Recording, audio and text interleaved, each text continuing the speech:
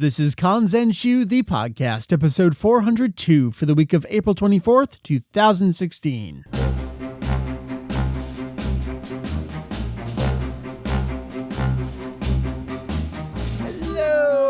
What's up? Welcome to Kanzenshuu, the podcast, an extension of the all-encompassing Dragon Ball fan site, Kanzenshuu. We cover anything and everything Dragon Ball in hopes of enlightening and a little bit of entertaining. Hello, my name is Mike. I go by VegettoEX, and it's just me for a little bit this here episode. It's one of those episodes of the podcast where I'm stitching things together because it's been a crazy last week in terms of not really news, and then there was news, but we already recorded a topic, and then my V-Jump was held up in Cincinnati for like 3 extra days, and I'm only just now getting around to working on the news, so I apologize for that. There is a lot of news to cover this week, but we're going to hold off on a little bit of it. So instead, what we'll do is I'm just going to briefly recap a couple things that's going on in the news. And then I think next episode that we do, we'll kind of regroup, regather, because one of those things in Super that we didn't expect to hit actually did hit at the very end of episode 40. We thought we had another 2 or 3 episodes before Zeno was going to show up, but indeed at the very end of 40. And apparently we have another special guest coming up very soon on the show. Those 2 details are in fact up on the homepage of Kanzenshuu, so you can read up the raw details right now, but we're going to stick around and wait a couple episodes to actually talk about the wrap-up of the Champa arc, perhaps, and some of this what appears to be interstitial material before we head into what may be the next story arc. So what is on tap this episode instead of all that? Well, we are indeed having a Dragon Ball Super topic this week. It's not about the content of the show, though. Well, it kind of is. It's about transformations. Our discussion this week is Super Saiyan God Super Saiyan versus Super Saiyan Blue. No. Hold on. Don't leave. It's not a strength debate discussion. Nothing like that. It's about the name of the form. Super Saiyan God Super Saiyan was the original name of the form, and now we have this other name, Super Saiyan Blue. So Jake, our own Herms from Kanzenshuu here, him and I talked about how these names started, and that is where they were first used, how they were first used, how they were then used in the actual material they were supposed to be a part of, or maybe not actually used in the material they're supposed to be a part of. And then we kind of wrap up the discussion, spoilers, with more rhetorical questions that don't really have answers, and that is, what is the true name of the form?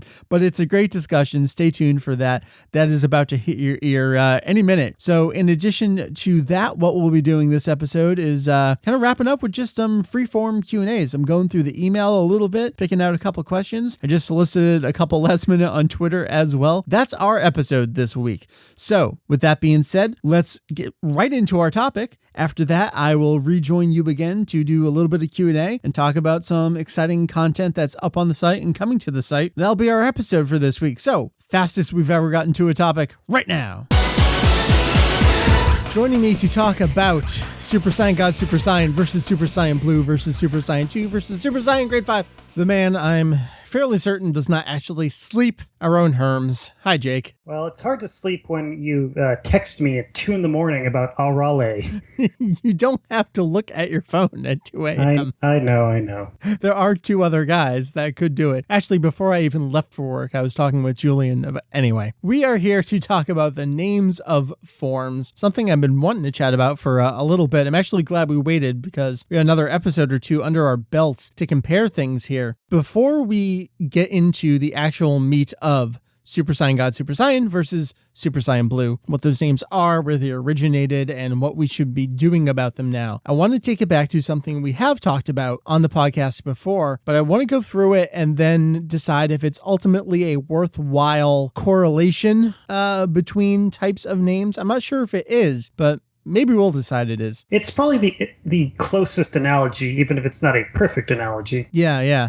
So Jake, Super Saiyan 2, it wasn't actually named in the manga at first, was it? No, not during the Cell games. And so it's not until Goku explains Super Saiyan 3 that he feels the need to coin the term Super Saiyan 2 to just for comparison's sake. Yeah, you think about the lead up to the first Super Saiyan form, it was built up so long in advance. We had a name for it long before we had any idea what it was going to look like. It's really hard to put the manga in the appropriate historical context now because we've known it for so long, and by the time we got it in North America, most fans jumped into Z proper. They could look online and see everything. There was never a time that any of us here, I mean, there were some people out there, but for the most part, we all knew the names of everything, whether they were correct names or not. We had names for them before we ever saw them in context in the show itself. But yeah, Super Saiyan 2. So Gohan transforms against Cell. It's chapter 407. This debuted in Weekly Jump January 26th, 1993. Jake, they're really just talking about the level of Super Saiyan that surpasses Super Saiyan, right? Yeah, they tossed that phrase around a lot during the Cell arc in general, just talking about the need to surpass Super Saiyan and like saying, oh, this is a form that surpasses it. And they say that with with the muscular forms Vegeta and Trunks use. Mm-hmm. And then they say the same thing with when Gohan transforms. Trunks is like, well, this thing for sure. This must be what Goku was talking about when he said we need to surpass it. And like you were saying, it didn't get named until chapter 474, which was not published until June 14th, 1994. So well over a year later, when we get to where Goku is describing the various forms, like you said, it's not until Super Saiyan 3, and he names Super Saiyan 3 right from the start, but it's that in-between form is like, well, I guess we'll call this one Super Saiyan 2. Yes, and this is in the manga the only point where the phrase Super Saiyan 2 is ever used. I know, I was trying to think about that, like, is there another time No. They never actually say anything about this. And that leads to so many complicated strength debates with who was in what form. And I think we've had discussions about whether Toriyama really intended it at that point to be a named form or just conveniently decided later on. It's a mess. Yeah, even halfway through the Buu arc, when like Gohan fighting Dabura and all that stuff, they still keep on talking about surpassing Super Saiyan rather than, using any form name. So in between these events, in between Gohan actually transforming against Cell and then the point where Goku describes the forms and gives it a name, there was a book released in Japan. There was a series of film anime comics that were coming out. We would call them animanga. They're basically just screenshots from the movies arranged into manga form with speech bubbles. Now, the two TV specials from TBC that we think of, Bardock and Trunks, they received anime comics as well. The Trunks TV special anime comic came out May 31st, 1993. So when you think about that, Gohan's transformation was January 26th, 1993. This was kind of hot off the presses. And the reason why this is relevant is, like a lot of the books at the time, there would be a couple pages in the back that just had supplemental information. Things about what movie would be coming out, what's going on in the TV series, and here in this one, it describes the various stages of Super Saiyan. So a mere 2 months after Gohan transforms, we don't have a name for it. Jake, this book decides to assign names to these forms. Yes, so this is the origin for what is called the grade name scheme. So obviously you start out with Super Saiyan, the regular Super Saiyan, which they call Super Saiyan Grade 1. And then for the muscular forms Vegeta and Trunks use, they call those grades 2 and 3. So grade 2 is just like what we'd call Super Vegeta. And then grade 3 is Trunks when he's so muscular, it slows him down and he ends up losing. And then grade 4 is basically what is later in Kanzenshuu 2 referred to as full power Super Saiyan. It's generally associated with Goku and Gohan when they're just hanging out in that form for the Cell games, relaxing, eating lunch, that kind of thing. And then for the final, what they call the strongest form, they label as grade 5. And this is Gohan's form. And the same thing, which later gets called Super Saiyan 2. And notably, so this came out shortly after it debuted in the manga, before it debuted in the anime.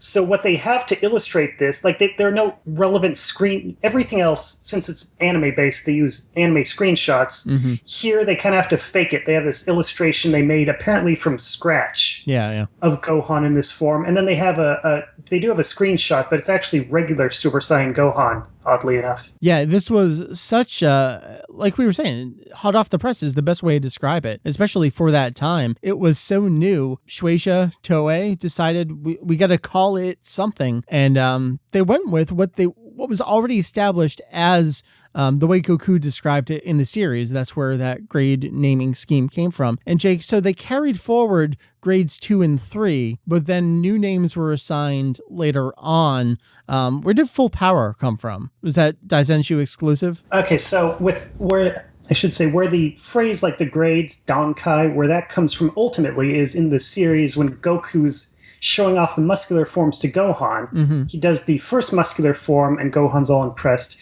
And then he says, I think another grade of transformation is possible. And then he goes into the really muscular form. Right. So that's where they get that from. It's like, well, okay, if these are two different grades of transformation, then maybe these other forms later on are also grades. And so we're just, label all grades 1 through 5. Yeah, it's totally logical. Yeah, at the time, they had no idea Toriyama would ever use a different naming scheme. And just to pull it back to other things, I mean, they had no idea that Toriyama would later on decide, no, Dr. Gero is actually the one who created the androids and cyborgs. Yeah, and so full power Super Saiyan comes from, I don't remember the exact chapter number, but its name, when Goku starts to fight Cell, he says, they both charge up to full power, and the chapter title is Full Power Super Saiyan. Got it. Anyway, that phrase then later it gets used for the form in Kanzenshuu 2, which also is they retain the grade 2 and 3 names for the muscular forms, but then use the more standard Super Saiyan 2 and 3 for those, the sparkly and then the long-haired forms. And so that became standard from then on in guidebooks and Japanese video games. Right. Grades 4 and 5, as far as we're aware, this is the only citation for them ever in the history of ever. I believe so. All right. So as we can see, Super Saiyan 2 was used as the official formal name. I don't want to say grade 5 was scrubbed from history, but it was just kind of conveniently ignored. I think it made total sense. Toriyama assigned it a name. It only ever having been used in the one place, there's no reason to do a little asterisk and say formerly known as grade 5, anything like that. They just kind of changed it and went forward with it, and no one really cared. No, and I mean, this whole grade 5 thing, that was something us here in America, at least, only discovered fairly recently. Right, and the sad thing is I owned that book for so many years and I just never looked in the back. That was terrible.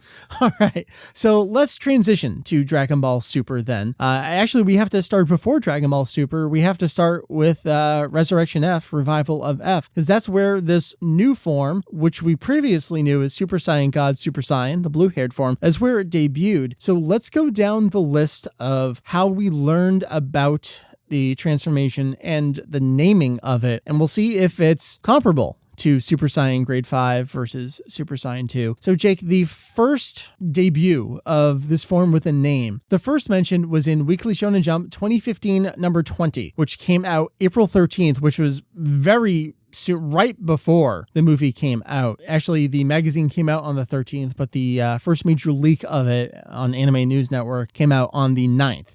And this is where we have the big splash with blue with a name for the form. Jake, how does it talk about the form and the name here? And so it's set up on the page where kind of something you have to see visually and have to know Japanese, but it shows that this name is a contraction of the phrase Super Saiyajin God no Chikara Omota Saiyajin no Super Saiyajin, which is literally more or less a Saiyan who's a Super Saiyan with the power of Super Saiyan God, whatever that means, which is how Goku describes the form in the movie itself, like word for word. Mm-hmm. And so essentially they take the beginning of that phrase, Super Saiyan God, and the end of it, Super Saiyan. From that, they coin Super Saiyan God, Super Saiyan. And so they've got that across the top and then the right-hand side. And then in the bottom left corner, they label Goku in that form as Super Saiyan God SS. They just have those two English letters, and then the hiragana indicates it should be read as Super Saiyan. And I believe at this point we had already seen Golden Frieza, but they repeat the design for Golden Frieza here as well. We saw Golden Frieza before we saw the blue-haired, I believe. That's right. Go back in history here just a year ago, which I can barely remember. Super has destroyed my memory of all this other stuff. By repeating things, I can't remember how things happened. Yeah, there's a good deal of time between the two. Anything else significant to take away from this this first debut of the name for the form? I mean, as far as the name goes, not really. In the same issue, incidentally enough, they advertised that this new form of Goku was going to be coming to Extreme Butoden on the 3DS, which was then upcoming game.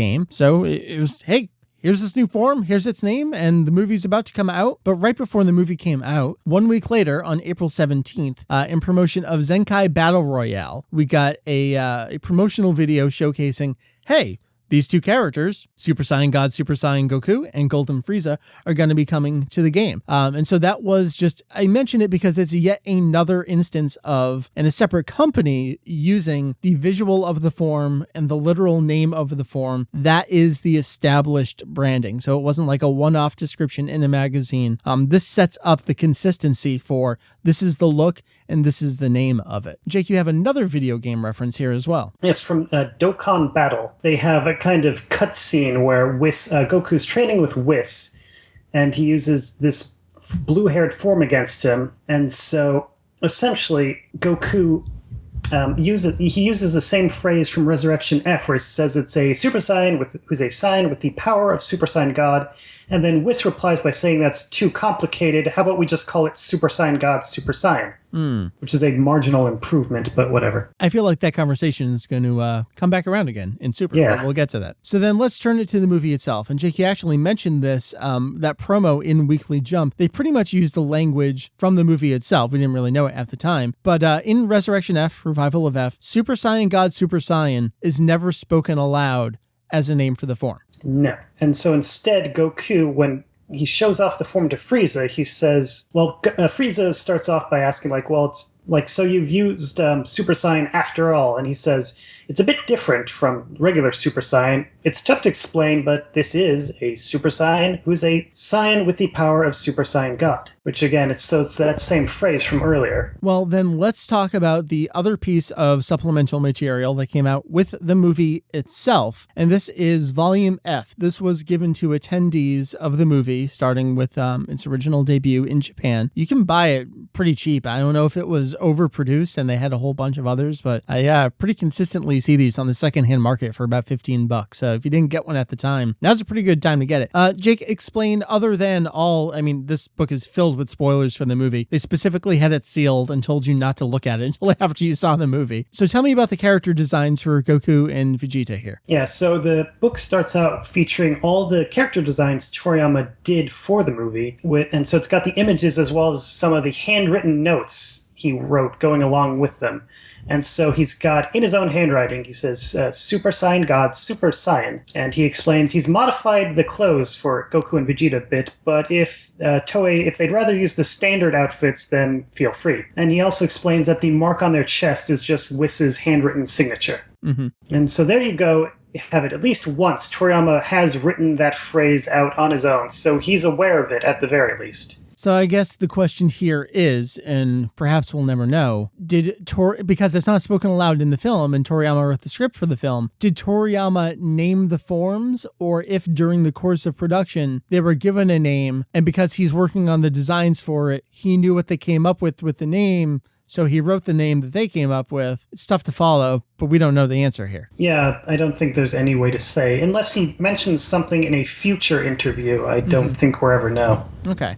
So we're at the point here. The movie is out. It's done. It exists. Super, as far as we know, doesn't exist. This form has a name. It's being used in video games and other merchandise. So not just Extreme Butoden, but Xenoverse as well, and Dokkan Battle. All the supplemental material, books about the film, of which there are very few. It's Super Saiyan God Super Saiyan. Even though it's not spoken aloud in the film, that's the name of the form. This all changes, I suppose you can say, with Dragon Ball Super, but not in the Dragon Ball Super TV series, at least not initially. Now, the way this went down, if you remember how the manga for Dragon Ball Super started, Toyotaro did the Battle of Gods adaptation. Then he skipped the Frieza arc because he had just recently done a 3-chapter introduction to the Frieza movie right before doing the Super manga in the same magazine in V-Jump. So it made convenient sense for them to kind of skip over that, but that also allowed them to jump ahead into the Champa material and have it act much more as a promotion than it had been doing. So this allowed Toyotaro to show things that not only would be happening, but in many cases didn't actually happen in the TV series. Some of those were just the early Champa and Vado stuff. But Jake, the conversation we're going to talk about didn't really happen this way in the TV series. No, so there's no equivalent scene to this in the TV show. And instead, it's like from the very start of the Champa arc, when Goku and Vegeta are training together, they're sparring against each other. And at first, they're in their regular forms, but then Vegeta uses the Super Saiyan God Super Saiyan, and Goku complains that they weren't supposed to use that form. And so during the course of this conversation, they keep using that phrase until Goku complains that he bit his tongue and it's just too complicated.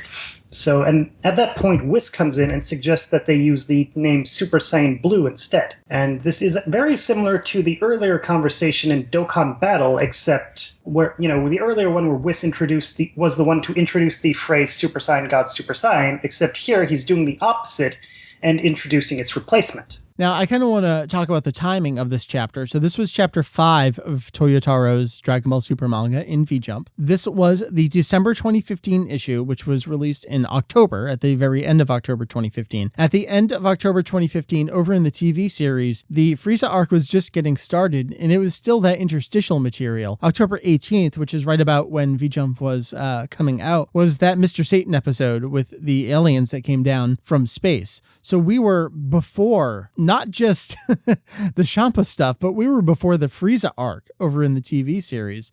So I just want to at least describe the timing here. So Jake, we got this description by these characters. We get this, at the time, it felt like an offhand comment from Whis, and it wasn't repeated for quite some time. And I think the question for so long was, I wonder if this is going to show up in the TV series. And then if and when it gets to that point, maybe we'll have that conversation about, well, have they changed the name of the form? The thing is, we were so far ahead in the manga, it took forever, and throughout the Frieza arc, same thing, we didn't get a name for the form. Goku pretty much just described it the same way, right? Yeah, it's the same phrase, but Super does add in the joke where when Frieza hears this phrase, he says it's like really convoluted. Right, but it's not the name of the form, it's the explanation of the form that sounds convoluted, right? Yeah. And so that's kind of how it was for a while. Like you said, we didn't have an equivalent scene of this in the TV series. For a little bit there, Toyotaro was showing us, honestly, I thought really cool stuff that we didn't get to see in the TV series. They're sparring in this other realm. It wasn't until episode 37 of Dragon Ball Super, which as we're recording was just this month,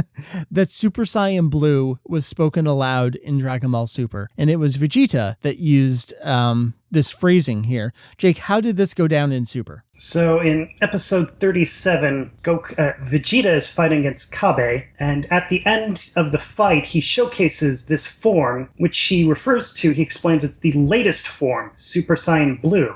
And he tells Kabe that if he trains hard, he may one day be able to reach this form. And then he knocks him out in one punch. Right. This was after the, kind of forcing him to do regular Super Saiyan transformation. And he's just going to one-up him the whole time. Yeah. And so that was the first instance.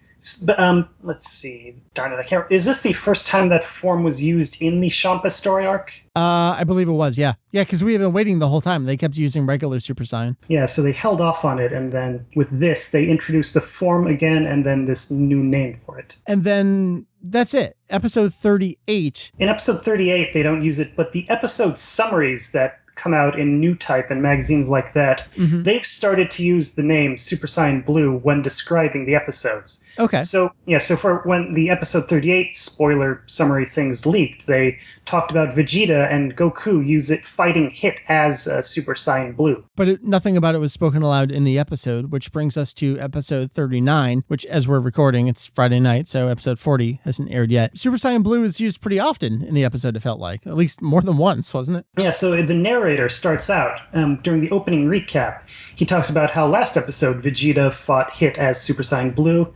Then when Goku and Hit are fighting, Krillin on the sidelines is amazed at how Hit can keep up with Super Saiyan Blue Goku. And then finally at the end, when, spoilers, Goku uses Kaioken, he explains that because Super Saiyan Blue has perfect ki control and various other things, that's what enables him to use it together with Kaioken, whereas with previous Super Saiyan forms, it would have been too hard.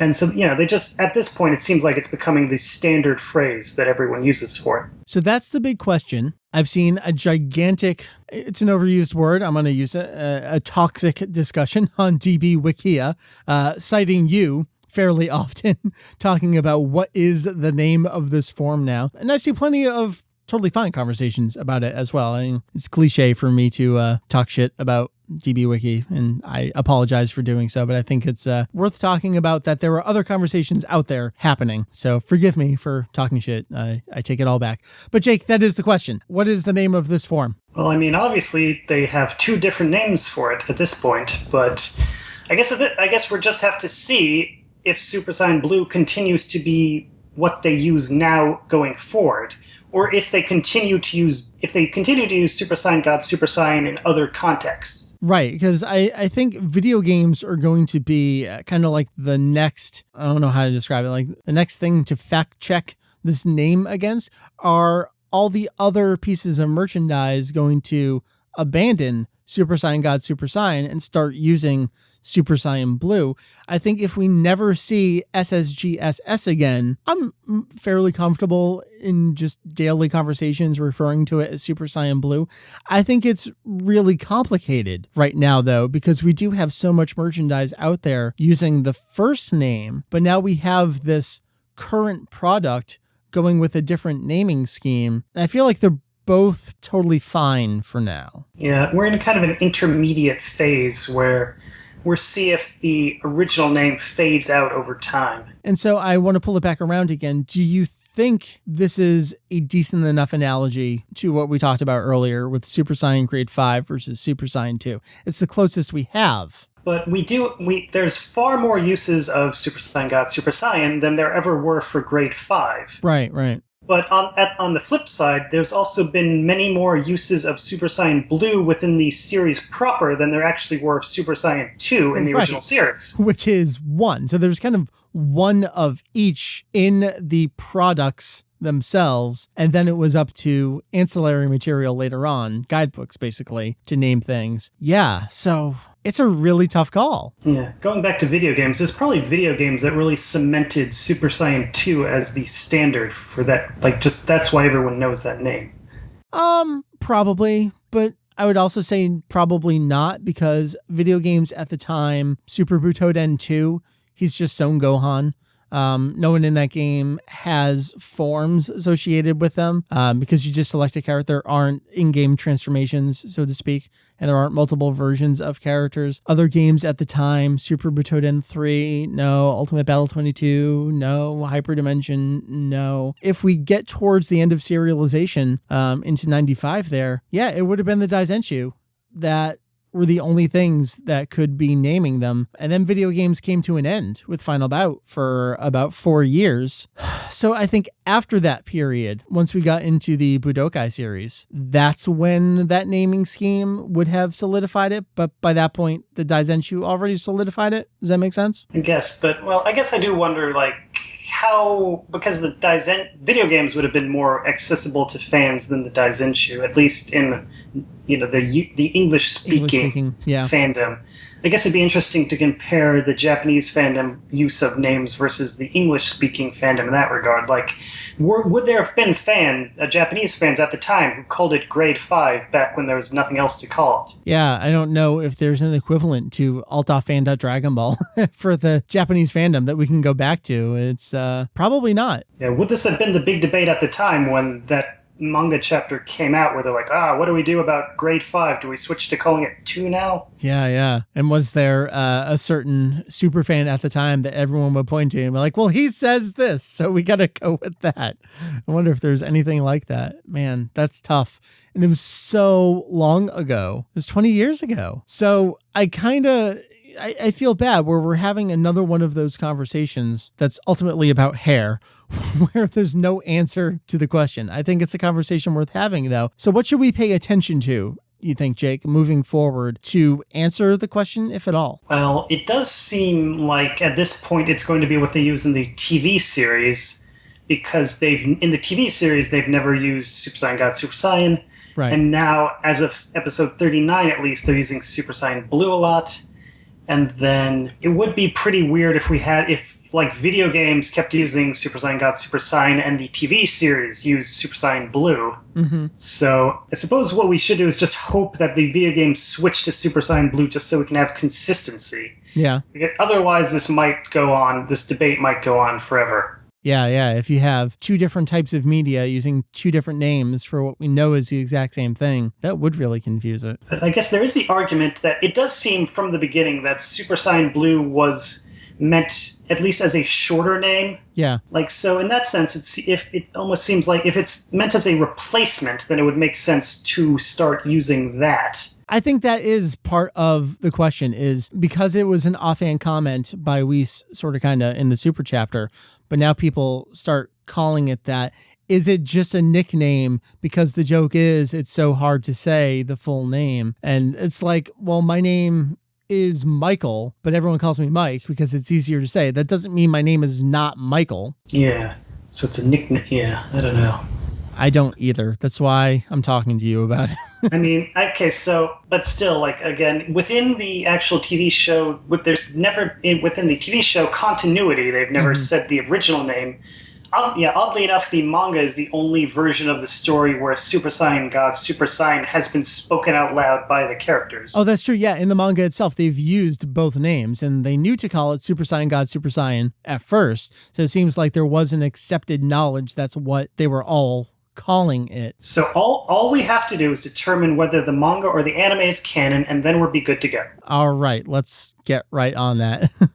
I think another way you could take it would be, is Super Saiyan God, Super Saiyan Toriyama's idea and Super Saiyan Blue not his idea? Then you get the fans that say, well, whatever Toriyama came up with, that's the real name. That's the one I want to go with. But again, while we have that citation from Volume F of Toriyama using that name, we don't have clarification if he came up with it. So I guess let's bring the conversation to a close. Again, we don't have an answer. I think from my perspective, I do want to see what merchandise is going to go with. And regardless of what they go with, I think there's always going to be a valid explanation of Super Saiyan God, Super Saiyan is the full formal name of the form, and Super Saiyan Blue is its nickname, even if no one ever again uses Super Saiyan God, Super Saiyan. I'm not saying I agree with it or really care one way or the other. I'm just saying I think that's a valid way to look at it. That makes as much sense as anything. So, Jake, that was a totally pedantic, lovely conversation. I appreciate it, as always. So next time we can talk about what to call Super Saiyan Blue with the Kaioken. No, jeez. I think that's it. Super Saiyan Blue with the Kaioken. All right, that conversation's done. What else you want to do? Good. Let's see. Oh, we could go into the canon thing again. No, let's not do that. All right, so that was our topic this episode. Thanks, Jake. Yeah, no problem. All right, let's hit some of these questions that have been piling up. This comes to us from Leandro Uchiha, I guess we'll say is the name here. This is in Portuguese, so I ran it through Google Translate, and one of the words didn't entirely translate over. The gist of the question appears to be, what connection do you have with Toei or Akira Toriyama? This is a question that I feel like if you've been visiting for a very long time, you either know or you've been visiting so long and you've read so much content, you're very confused. Kanzenshuu is 4 white dudes talking about a Japanese cartoon from 30 years ago.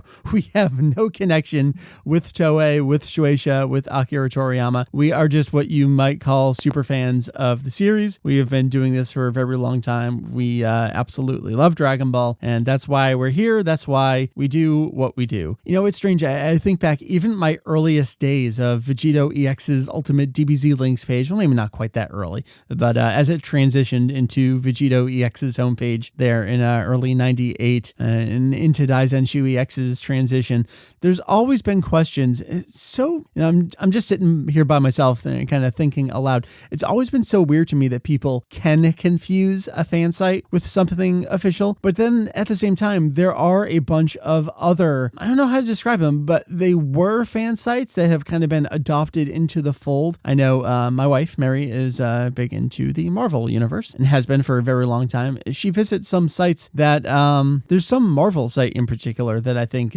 either was a fan site and then became kind of official, or the people got hired to do something like that. So from that perspective, I guess I do kind of understand where some of these questions are coming from. I think we make it pretty clear that we have no affiliation. And I would hope, judging by the way we report news and our critiques of things, it should be clear there's no money in any pockets anywhere kind of supporting the series. So I don't really know where I'm going with the answer to that question other than no, we have no affiliation with anyone who produces Dragon Ball. Question from Tommy here. Is there any good way to get every Dragon box? And I mean every single one, including the ones for Dragon Ball, GT, and the movies. I probably won't be buying them all. I do want to pick up the Z-era Dragon boxes, but I just want to know more about where you can buy them. Can't find the others anywhere, as I'm pretty sure they were never localized. Thank you, and I hope to hear a response. So, Tommy, you're writing from a Rogers email address. I'm assuming you're up in Canada. I know it's not Canada, it's Canada. Just bear with me, folks. So, Funimation licensed the Dragon Box Masters for the Dragon Ball Z TV series, and we got 7 boxes of that. Those were released over the course of November 2009 to September 2011. And so far from Funimation, that's all we've gotten. At this point, it's probably all we're going to get. Now, the Dragon boxes in Japan, we need to back up a little bit pre-Dragon boxes. Something that I think a lot of people don't realize, Dragon Ball never got a home video release in Japan until the Dragon boxes. Now, the movies got home releases. Those came out on VHS and Laserdisc initially, but up until the Dragon box releases, there was no home video release. You couldn't just go down to a store or order online, say episode 95, I want to see the episode where Goku turns Super Saiyan for the first time. You couldn't just go and buy it. You had to have it recorded on VHS or beta tape. As Toei and the other anime producers transitioned into a collector's market, this is one of those things where you can start exploiting your older fans with nostalgia. Now that they are older and have a disposable income, you can sell what used to be a disposable commercial. And let's be honest, as much as we love the show and think it has a lot of artistic merit, it is just like all of our 80s cartoons. It's a commercial for a product, and that product is the larger Dragon Ball franchise. So Dragon Ball didn't start getting a real home release in Japan until 2003. They started with Z first, which maybe you wouldn't expect, but maybe you would expect. Their DBZ TV series got 2 giant Dragon boxes, as opposed to what Funimation did, breaking them down into 7. So those came out in March 2003 and then September 2003. Then they went back and did the original Dragon Ball TV series in July 2004. Then they did Dragon Ball GT about a year later in June 2005. And then finally, the movies came out in April 2006. And then after everything came out, they went back and broke them all up and did individual DVD releases of all the boxes. So the question is, where can I buy them? Well, the question there is, are you expecting to get a localized product a la Funimation's 7 Dragon boxes? Well, that's all you're going to get. Other countries throughout the world have gotten their versions of Dragon boxes to some degree. Spain has stuff that's based on the Dragon box transfer, for example. So you might want to look into other markets if you do speak another language. But in terms of, I want to watch the show with English subtitles in a Dragon Box Master, all you're going to get are Funimations, which are prohibitively expensively out of print DBZ 1 through 7. So you can get the other stuff, the Japanese versions, on the secondhand market. I wouldn't say they're widely available, but they're regularly available. And I wouldn't say at a significant markup, but at a reasonable markup. They're still out there, but again, they're not going to have any kind of subtitles because they're a Japanese release for the Japanese market. They do have a whole bunch of extras that we didn't get, though. Things like commercials, and in the Z boxes in particular, the TV specials, the original version of Plan to Eradicate the Science, cool stuff there. So kind of last minute questions here over on Twitter related. DJ Taioken, when does DB collecting go too far? And then Steven, what's the most expensive Dragon Ball item you own? That's complicated. I don't really know the answer to that. I mean, I guess a Dragon box is up there just because of original value and current value. Something that's in my possession right now that Julian purchased while he was over in Japan was that 1997 #1 issue of Wired Japan that we translated an interview from, the Akira Toriyama interview. That was the one where Toriyama talks about not being happy with the righteous type hero persona that the anime gave to Goku. I don't know if he's comfortable sharing the figure, but I will say it's a 3-digit figure that was paid for that magazine, so we could have the original primary source to, fact check against and translate from. I don't really have anything that's super crazy, any one item that's really absurd. I just have a large collection of many things. So I don't really know how to answer that question. I'd love to hear other stuff. I mean, like, I have my Playdia in the 2 games. That was one of those things where I abused my privilege as someone who ran, I think it was Kanzenshuu EX at the time. Someone I found on eBay eBay who was selling stuff knew who I was and knew the website and got me a good deal on things. So like I've acquired things in ways that I wouldn't say that I'm ashamed of, but I'm happy to have abused my position a little bit, to have gotten some decent stuff over the years. So I'd love to hear what everyone else has. Do you have any singular items that you particularly love or are worth a lot of money? I mean, what is worth with Dragon Ball? Something's only worth as much as someone else is willing to pay for it. So I just realized I didn't answer that question about when does it go too far. And perhaps I did that for a reason. I don't know. When does it go too far? Just like anything else, when it impacts your life in a negative way. And for right now, I'm going to say it has not done that? Question mark? No, period. Definitely. Right? Maybe?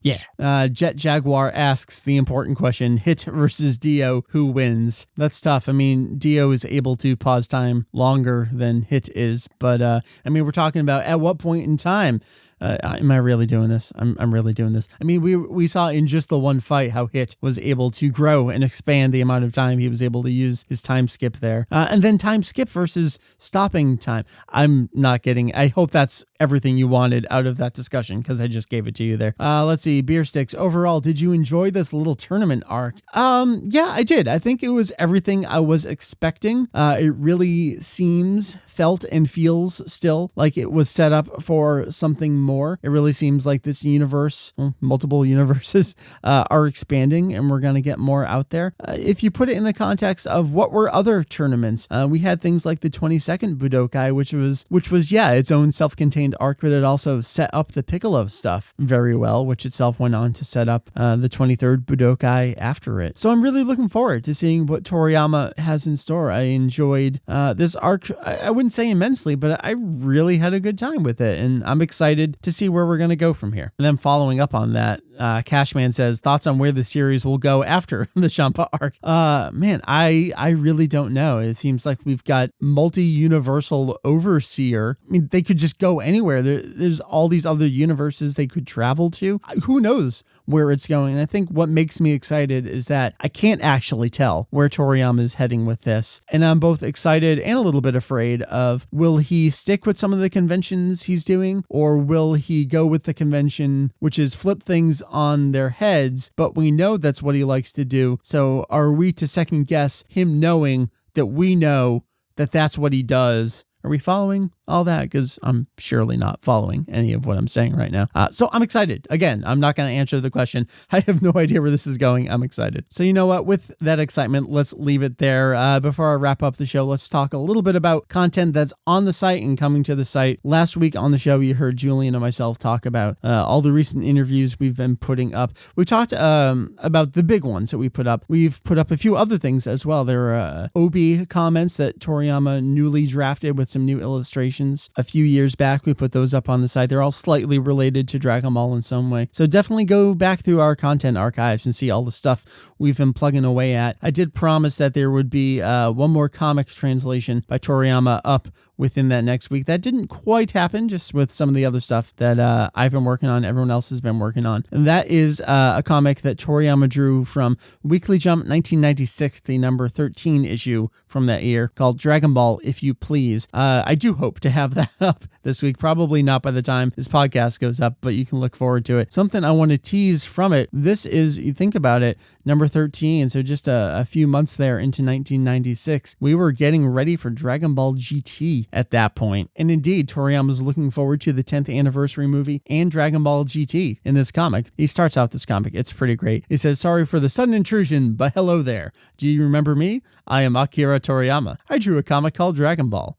It's been quite a while, hasn't it? How are all of you doing? It's just classic Toriyama introducing himself in his own little comic here. Something I'll leave you with here is a tease from panel 7. As for Dragon Ball on TV, I believe that the new series Dragon Ball GT, which I didn't draw, will have already started by the time this magazine comes out. I still haven't seen any of it yet, but I'm both looking forward to and worried about what sort of developments there will be. I think it'll be good if the story progresses at a brisk pace while also being leisurely. I have high hopes for it. So think about that quote in context. Think about it for for the time it was written in. And go back and look at our production guide, all the stuff that Toriyama did for early GT. And look forward to the translation of this comic coming to Kanzenshuu very soon. So with that being said, I'm going to bring this episode here to a close. This has been episode 402 of our podcast, Kanzenshuu. I have been Mike Vegito EX for Julian, for Jake, and for Heath. www.kanzenshuu.com. That is our website, and we will see you next time here on the podcast. Many cool things coming into your ears. See you then.